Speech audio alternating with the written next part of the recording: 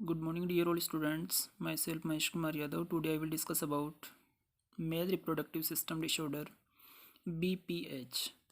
BPH का means होगा benign prostatic hypertrophy. जो भी prostate gland neck of urinary bladder पर लोकेटेड होगी तो उस ग्लैंड का क्या हो जाए, हाइपरट्रोफी हो जाए या उसका साइज है वो इंक्रीज हो जाए। सबसे फर्स्ट देखिए डेफिनेशन, एक बार लोकेशन देख लेते हैं जनरल।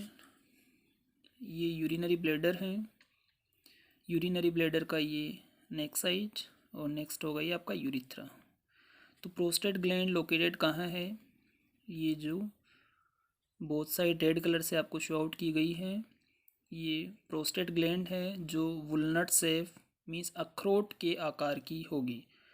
नॉर्मल प्रोस्टेट के द्वारा किसी टाइप का कोई प्रॉब्लम ऑर्गेनाइज नहीं किया जाता है, बट इसका जनरल फंक्शन है स्पर्म को, जो जनरल फंक्शन उसको मेंटेन करना, उनको न्यूट्रिशन प्रोवाइड करना। बट जैसे जैसे पर्सन का एज ग्रुप इंक्रीज होता जाता है वैसे वैसे इस प्रोस्टेट ग्लैंड का जो साइज़ है वो क्या हो जाएगा, एनलार्ज होता जाएगा, जिसकी वजह से यूरिनरी ब्लैडर के अंदर जो यूरिन है उसको पास आउट करने में क्या होगी, प्रॉब्लम होगी। डेफिनेशन देखिए, BPH इज हाइपरप्लेजिया। यहाँ दो टर्म डेवलप होगी, हाइपरप्लेजिया एंड हाइपरट्रोफी। काफ़ी इंपॉर्टेंट टर्म है दोनों। देखिए यहाँ एक्सप्लेन किया गया हाइपरट्रोफी। ट्रोफी का मीन्स जो भी साइज़ है सेल की वो इंक्रीज हो जाएगी। Okay, increase size of cell, cell की साइज़ का इंक्रीज होना हाइपरट्रोफी। नेक्स्ट है हाइपरप्लेजिया। प्लेजिया का मीन्स नंबर्स। यहाँ भी क्या होगी, सेल्स की साइज़ भी इंक्रीज होगी बट वो किस में होगी, नंबर्स में। तो जो नंबर्स में सेल्स इंक्रीज होगी उसे प्लेजिया बोला जाएगा और जो साइज़ में इंक्रीज होगी उसे ट्रॉफी बोला जाएगा। डेफिनेशन देखिए, BPH is hyperplasia means increase size of cell of stroma epithelium in periurethral area of prostate. Prostate का फैक्टर होगा यहाँ एज से रिलेटेड, जो कि कॉमन डिसऑर्डर है मेन में 50% होगा 50 ईयर एज ग्रुप में एंड 80% BPH होने के चांसेस होंगे 80 ईयर ओल्ड एज ग्रुप में। प्रोस्टेट ग्लैंड का साइज इंक्रीज हो जाएगा जिसकी वजह से यूरिथ्रा पर प्रेशर इंक्रीज होगा और यूरिनरी रिटेंशन यूरिनरी ब्लैडर में हो जाएगा। नेक्स्ट यदि हम इसके कोज की बात करें, मोस्टली इसका जो भी जनरल कोज है वो अननोन है कि जनरल किस वजह से यहाँ प्रोस्टेट का इन्लार्जमेंट होगा, इसके बारे में अभी तक किसी टाइप का कोई डिस्कवरी नहीं हो पाया है। कुछ प्रोबेबल फैक्टर्स हैं, प्रोबेबल रीजन्स है जिनको हार्मोन से कोरिलेट किया गया है, जिसमें सबसे मोस्ट जो हार्मोन है वो है DTH। रोल होगा एंड्रोजन का और हार्मोन कौन सा है यहाँ, DTH डाई हाइड्रोटेस्टेस्टेरोन। इसका लेवल क्या हो जाएगा, यहाँ इंक्रीज हो जाएगा, जिसकी वजह से हार्मोनल डिस्टरबेंस होगा। तो यहाँ प्रोस्टेट का साइज में भी chance that increase. Important factor यहाँ फिर माना गया है एज फैक्टर को। ऐसे पर्सन्स जिनका एज ग्रुप कंटिन्यूटी में इंक्रीज हो रहा है, तो 50 ईयर से अबव जैसे जैसे पर्सन का एज ग्रुप इंक्रीज होता जाता है वैसे वैसे चांसेस बनेंगे प्रोस्टेट ग्लैंड का हाइपरट्रोफी होने का। नेक्स्ट कंडीशन है फैमिली हिस्ट्री। यदि किसी प्रीवियस मेल पर्सन में किसी टाइप का प्रोस्टेट का कोई जेनेटिक फैक्टर यदि कंटिन्यूटी में रहा है तो चांस हो सकते हैं कि प्रेजेंट टाइम ड्यूरेशन जनरेशन और नेक्स्ट टाइम ड्यूरेशन जनरेशन में भी क्या हो सकता है, BPH हो सकता है। डिजीज़ का सीक्वेंस क्या होगा, प्रोस्टेट का हाइपरट्रोफी होने का सीक्वेंस क्या होगा, कोई भी इटियोलॉजिकल कोज जिसकी वजह से DTH हार्मोन 5 डाई हाइड्रोटेस्टेस्टेरोन का लेवल इंक्रीज हो जाएगा। जैसे ही यह हार्मोन का लेवल इंक्रीज होगा टेस्टेस्टेरोन हार्मोन का एक्टिविटी बढ़ जाएगा। टेस्टेस्टेरोन हार्मोन का जैसे एक्टिविटी बढ़ेगा यहाँ हाइपरट्रोफी हो जाएगा प्रोस्टेट टिश्यूज़ का, जिसकी वजह से हाइपरप्लेजिया आपको यहाँ देखने को मिल सकता है। मींस प्लेजिया का मींस नंबर्स ऑफ सेल्स में क्या हो जाएगा, यहाँ इंक्रीजमेंट देखने को मिलेगा।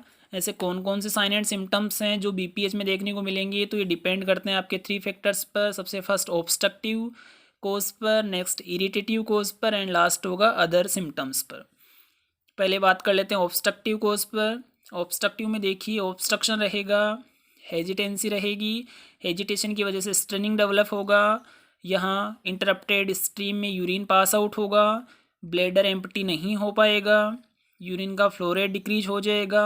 क्यों होगा फ्लो रेट डिक्रीज? बिकॉज जो डेट्रोसोर मसल्स हैं उनमें इम्पेयरमेंट या कॉन्ट्रेक्टिलिटी बढ़ जाएगी। नेक्स्ट सेकंड कोज रहेगा इरिटेटिव या स्ट्रॉन्ग सिम्टम्स, जो कि प्रीवियसली डिस्कस किए जा चुके हैं। अर्जेंसी मीन्स होगा फीलिंग सेंसेशन होना यूरिन पास आउट करने के लिए अर्जेंटली। नोक्चूरिया नाइट टाइम में 2 to 3 टाइम में क्या हो यूरिन पास आउट होने का चांसेस बढ़ जाएगा। फ्रीक्वेंसी यूरिन का जो एक्टिविटी है वो आवर एक्टिविटी में कन्वर्ट हो जाएगा। कुछ अदर फैक्टर्स हैं जो सिम्टम्स प्रोड्यूस करेंगे, जैसे पेरिनियल पेन होगा, पेरिनियल पेन होगा स्क्रोटम और पेनिस के मिडिल में। नेक्स्ट होगा डिसयूरिया, यूरिन पास आउट करते टाइम क्या होगा पेन फील होगा। हीमेचूरिया, यूरिन के साथ यहाँ ब्लड देखने को मिल सकता है। ड्रिबलिंग होगा यूरिन में, मीन्स एक स्ट्रो से कंटिन्यूटी में यूरिन पास आउट नहीं हो पाएगा। ऐसे कौन कौन से टेस्ट है जिन्हें आप लोग बिनाइन प्रोस्टेटिक हाइपरट्रोफी के लिए एग्जामिन कर सकते हैं, जिसमें फर्स्ट होगा यूरिन टेस्ट। यूरिन टेस्ट में क्या देखने को मिलेगा आपको? यूरिन का एल्केलाइनिटी बढ़ जाएगा, स्पेसिफिक ग्रेविटी बढ़ जाएगा, और स्पेसिफिक आप लोगों का यहाँ यूरिनरी ट्रैक्ट इन्फेक्शन है वो भी देखने को मिल सकता है। यूरिन टेस्ट के बाद सेकंड होगा सीरम टेस्ट। सीरम टेस्ट में क्या देखने को मिलेगा? Blood urea nitrogen, azotemia condition देखने को मिलेगा। सीरम क्रिएटिनिन का लेवल ऑल्सो यहाँ इंक्रीज होगा। इम्पोर्टेंट यहाँ टेस्ट होगा PSA, जैसे नाम से डिफाइन है prostate specific antigen test. PSA test जो कि मोस्टली प्रोस्टेट स्पेसिफिक एंटीजन होगा, ये ब्लड के द्वारा टेस्ट किया जाएगा, जिससे ये हेल्प करेगा डिटेक्ट करने में प्रोस्टेट कैंसर को, कि यदि किसी टाइप का प्रोस्टेट कैंसर तो प्रोड्यूस नहीं हुआ, उसके लिए टेस्ट किया जाएगा PSA, prostate specific antigen. Next है डिजिटल रेक्टल एग्जामिनेशन, जो कि एक जनरल फिजिशियंस के द्वारा किया जाता है स्टार्टिंग पर्सन्स में। जैसे एज ग्रुप 50 ईयर हुआ और पर्सन यदि यूरिनरी से रिलेटेड कोई प्रॉब्लम लेके जाता है तो सबसे फर्स्ट और इजी वे जो डायग्नोसिस है वो किया जाएगा DRE, means digital rectal examination. इसमें किसी टाइप का कोई एक्स्ट्रा एफर्ट्स देने का नेसेसिटी नहीं होगा, बट क्या होगा ग्लव्स पुट ऑन करने के बाद फिंगर प्लेस की जाएगी रेक्टम के द्वारा और फील किया जाएगा प्रोस्टेट ग्लैंड को। यदि प्रोस्टेट ग्लैंड फील हो जाएगी इसका मीन्स वहाँ पर हाइपरट्रोफी कंडीशन हुआ है। नेक्स्ट टेस्ट होगा renal function test. Renal function test में यहाँ क्रिएटिनिन का लेवल और अल्ट्रासोनोग्राफी के द्वारा आप लोग हाइड्रोनेफ्रोसिस भी देखने को मिल सकता है। नेक्स्ट बायोप्सी कर सकते हैं यहाँ मेलिग्नेंसी के लिए। नेक्स्ट सीक्वेंस में यदि हम बात करें कि क्या बिनाइन प्रोस्टेटिक हाइपर ट्रोफी का ट्रीटमेंट या मैनेजमेंट किया जा सकता है, तो यहाँ देखिए क्या होगा। सबसे फर्स्ट यदि मेडिकल मैनेजमेंट की बात की जाए तो मसल्स को स्मूथ करने के लिए कुछ मेडिसिन दी जाएगी। सबसे फर्स्ट इसका क्लासिफिकेशन है alpha adrenergic antagonist, alpha 1 blocker, जिसका जनरल फंक्शन होगा मसल टोन को स्मूथ करना और उसे डिक्रीज करना, जिसके लिए कुछ मेडिसिन से देखिए टेराजोसिन, डेक्साजोसिन एंड टेम्सुलोसिन। नेक्स्ट सेकंड यदि मेडिकल मैनेजमेंट की बात की जाए तो इसमें 5 अल्फा रिडक्टेज इनहिबिटर्स दिया जाएगा। इनहिबिटर्स जैसे नाम से डिफाइन हो रहा है कि इनहिबिट करने वाले, जिसमें क्या होगा जो टेस्टोस्टेरोन हार्मोन में DTH का लेवल इंक्रीज हुआ था उसे डिक्रीज करने के लिए इनहिबिटर्स दिए जाएंगे, जिससे क्या होगा प्रोस्टेट का साइज डिक्रीज हो सकता है। जिसके एग्जांपल है यहाँ ड्यूटारोस्टेरॉइड एंड फिनास्टेरॉइड। नेक्स्ट होगा एंटीबायोटिक्स, जो कि UTI इन्फ्लामेशन को ट्रीट करने में काफ़ी इसका इम्पोर्टेंट रोल होगा। और यदि नेक्स्ट बात की जाए यहाँ तो सर्जिकल ट्रीटमेंट, मेडिकल मैनेजमेंट के द्वारा यदि प्रोस्टेट ग्लैंड का ट्रीटमेंट पॉसिबल नहीं होगा तो नेक्स्ट सीक्वेंस में यहाँ यूज़ लिया जाएगा सर्जिकल मैनेजमेंट, जिसमें काफ़ी इंपॉर्टेंट पॉइंट है अपने TURP, trans urethral resection of prostate. देखिए इसका एक बार डायग्राम देख लेते हैं। ये देखिए यहाँ TURP का डायग्राम है। बाई यूरिथ्रा सिस्टोस्कोप को इंट्रोड्यूस किया गया है प्रोस्टेट ग्लैंड तक, और जो यहाँ क्या होगा प्रोस्टेट ग्लैंड्स का एनलार्जमेंट है, इसे यहाँ से कट डाउन किया जाएगा। कट डाउन करने के बाद यहाँ पर इलेक्ट्रोकोट्री इंट्रोड्यूस की जाएगी, तो जो भी यहाँ एक्स्ट्रा बढ़े हुए टिश्यूज हैं उनको तो रिमूव आउट कर लिया जाएगा।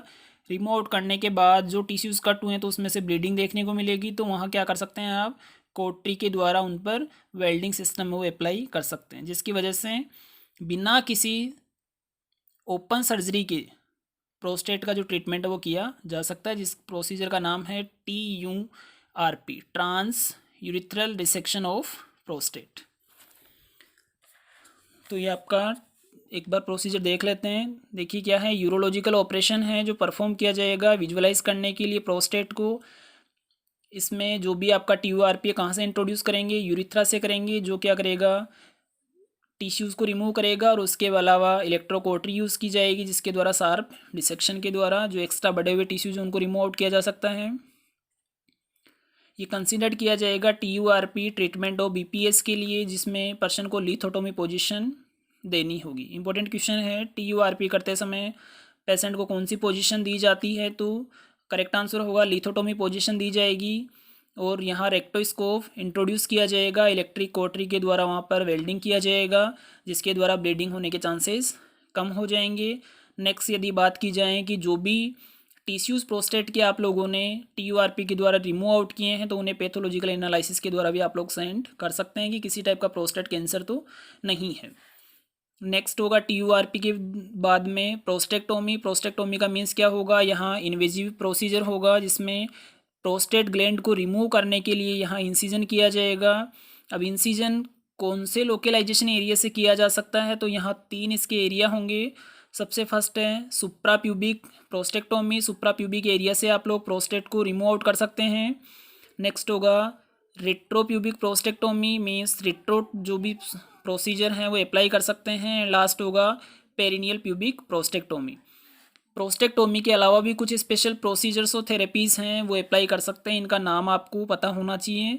सबसे फर्स्ट होगा स्टेंट के द्वारा, प्रोस्टेट स्टेंट। नेक्स्ट होगा लेज़र के द्वारा। नेक्स्ट कंडीशन होगा TUNA, TUNA का फुल फॉर्म होगा trans urethral needle ablation. And last होगा TUMT, जिसका फुल फॉर्म है trans urethral microwave therapy. Okay, तो ये आपका नर्स जो सर्जिकल मैनेजमेंट है वो कंप्लीट हो चुका है। नेक्स्ट हम डिस्कस कर लेते हैं कुछ इंपॉर्टेंट क्वेश्चंस के बारे में। तो देखिए सबसे फर्स्ट कंडीशन में क्या होगा, सबसे फर्स्ट क्वेश्चन है आपके लिए, लेंथ ऑफ मेल यूरिथ्रा, कितना लेंथ होगा मेल यूरिथ्रा का, तो करेक्ट आंसर होगा यहाँ 18 to 20 सेंटीमीटर। नेक्स्ट क्वेश्चन है length of female urethra, female urethra का लेंथ कितना होगा, करेक्ट आंसर होगा 4 सेंटीमीटर, जो कि हम लोगों ने UTI में अच्छे से एक्सप्लेन किया था। नेक्स्ट कंडीशन इंपॉर्टेंट क्वेश्चन है, प्रोस्टेट ग्लैंड का साइज किसके अकॉर्डिंग होता है, किसके समान होगा, तो यहाँ होगा वॉलनट शेप, मीन्स अखरोट के समान। नेक्स्ट है normal weight of prostate gland, prostate gland का नॉर्मल वेट कितना होगा, करेक्ट आंसर होगा यहाँ 20 ग्राम। नेक्स्ट कंडीशन है capacity of urinary bladder, urinary bladder का कितना कैपेसिटी नॉर्मल एडल्ट पर्सन में हो सकता है, तो करेक्ट आंसर होगा यहाँ 300 to 600 ml। Next condition, next question, length of ureter, ureter का कितना लेंथ होगा, तो लेंथ दिया गया यहाँ 24 to 30 सेंटीमीटर। नेक्स्ट कंडीशन है एन यूरिया किसे बोला जाएगा, एन यूरिया ऐसा पर्सन जिसमें 24 आवर्स में 100 ml से कम अमाउंट में यदि यूरिन पास आउट किया जा रहा है, इसका मीन्स उसे क्या बोला जाएगा, एन यूरिया। नेक्स्ट क्वेश्चन है ओलिगो यूरिया किसे बोला जाएगा, ओलिगो यूरिया का मीन्स होगा लेस देन 400 ml, यदि किसी पर्सन के द्वारा यूरिन एक्सक्रीट आउट किया जा रहा है उसे बोला जाएगा ओलिगो यूरिया। एंड आज के लिए लास्ट क्वेश्चन होगा नॉर्मल GFR रेट कितना होगा, इसका आंसर आपको नेक्स्ट क्लास में सेल्फ को ही देना होगा, normal GFR। It's okay, thank you dear all students.